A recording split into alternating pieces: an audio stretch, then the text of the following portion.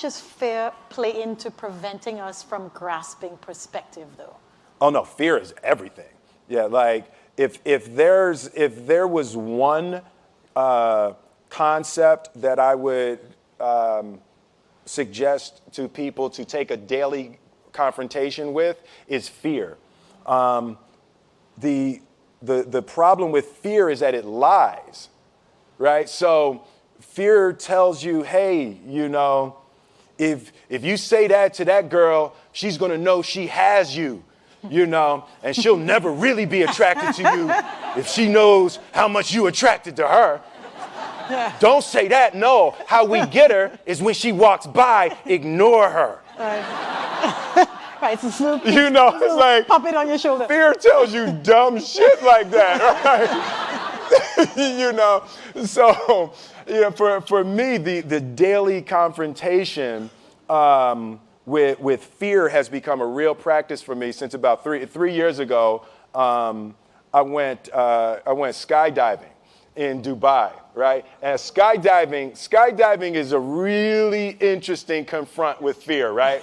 So I gotta stand up. I'm sorry, I gotta stand up. All right. So all your friends, what happens? You go out. I dropped my thing. Yeah. So what happens is you go out the night before and you take a drink with your friends, and somebody says, "Yeah, we should go skydiving tomorrow."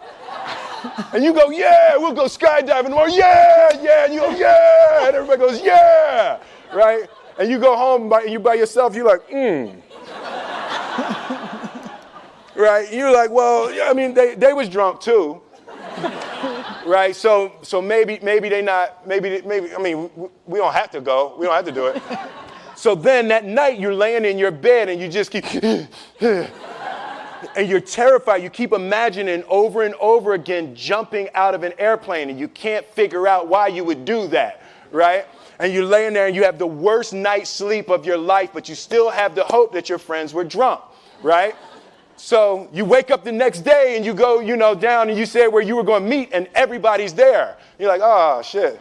All right, cool, right? So you get in the van and you don't know that your friends had the same night that you had, because they're pretending like they didn't. They're like, yeah, man, my uncle's a Navy SEAL, and this is going to be great. I've been looking forward to this. And you're like, oh my God. And your stomach is terrible. You can't eat and everything, but you don't want to be the only punk who doesn't jump out of this airplane. So you get there, and then you have the safety brief. And you're standing there, and the guys will tell you, well, if the chute doesn't open, what's going to happen is you're doing, well, why the hell, what could happen? That the chute wouldn't open, right? So you do a thing, and what you do is your first jump, you're attached to a guy who is going, he's going to walk you out. So you go, and you get there, and there's an airplane, and nobody's stopping. Everybody's still going. So you get onto the airplane, and you're sitting there, and it's extra because you're sitting on some dude's lap, some stranger.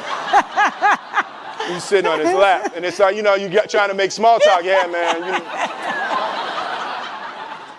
So you be jumping with people all the time, huh? Right? So, and then you just want to make sure, you got kids, right? You got people you need to see, right? You just want to make sure he's serious, right? So you get in there. So everything's normal. So you fly and you go up to 14,000 feet, and you notice there's a light. It's red and it's yellow and green, right? So right now the light's red. So then you start thinking at some point the light's going to go green, but you don't know what's going to happen, right? And you wait, and it goes yellow, and the light goes green, and somebody opens the door, and in that moment you realize you've never been in a freaking airplane with the door open. Right? Terror. Oh, sorry, I'm spitting. Oh, sorry. No, terror, right? So you go, and then, if you were smart, you sat in the back so you don't go first, right? And then people start going out of the airplane.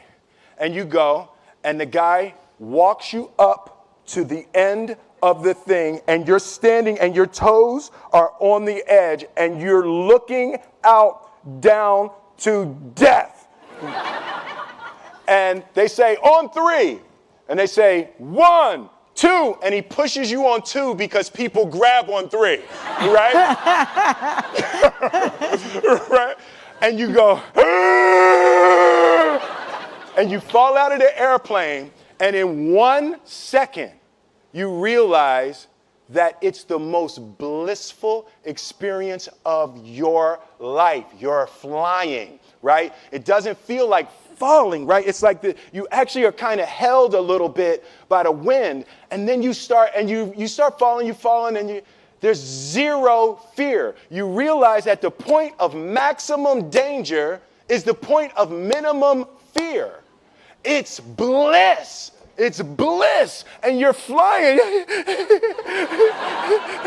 Right? And you're doing that. And then 20 seconds, 25 seconds, 40 seconds. And you have enough time to just kind of be like, oh, shit, that's that building. I saw like that one. Oh, you can see the ocean. Right? You start doing all of that. And the lesson for me was, why were you scared in your bed the night before?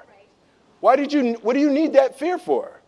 Just don't go. Why are you scared in your bed 16 hours before you jump? Why are you scared in the car?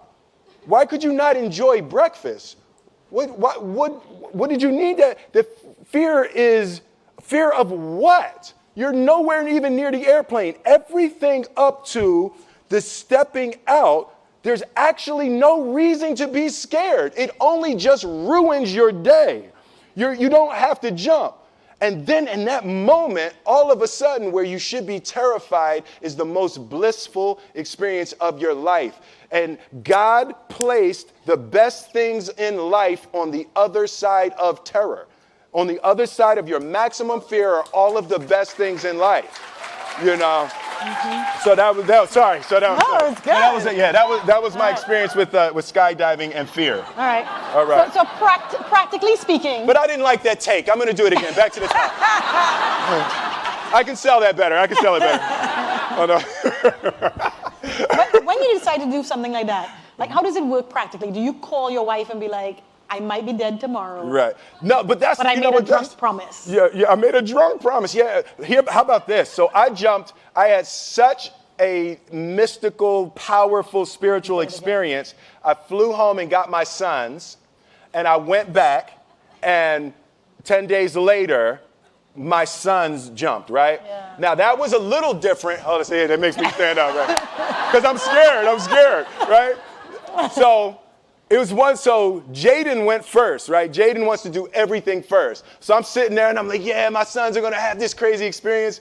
And then Jaden went out of the airplane. And I was like, Then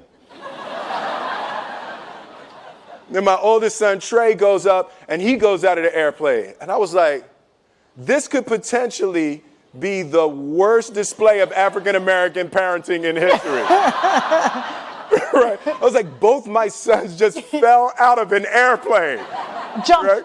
Jumped. Right? Because I told them to. But again, the fear again. I was like, oh my God. So I told the dude, I was like, listen, I want to see them go out, but I also want to see them land.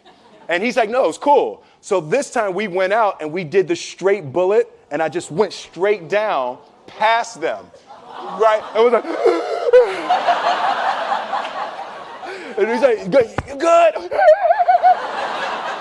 Right, did the bullet straight past, pulled the chute late. Oh, sorry, this makes me spit. I'm sorry. Pulled the chute late, landed, and then videoed them coming down. But it was like, they had the same thing, the same experience with the fear. But that I'm telling you, the confrontation with fear is an absolute magical way of facing the things we have to do in this life.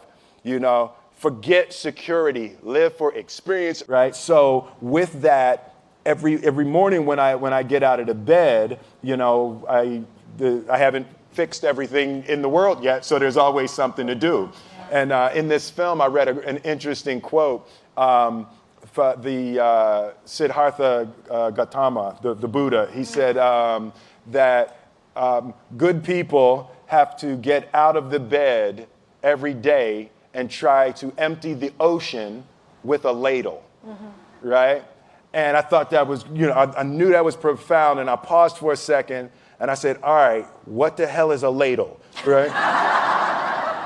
right? So that, I touched it on my iPad, it's ladle. Oh, it's like a big spoon. Okay. As we it's say like in a Philly. soup spoon. Yeah, it's like a soup spoon. I was like, why are you a soup spoon? So trying to empty the ocean with a soup spoon, as the mentality of how you wake up every day to try to do good in the world. So for me, I'm really driven by continually trying to elevate my mind and elevate my spirit and care for my body, and to be able to love as many people as effectively as possible with this mystery of life that I've been given.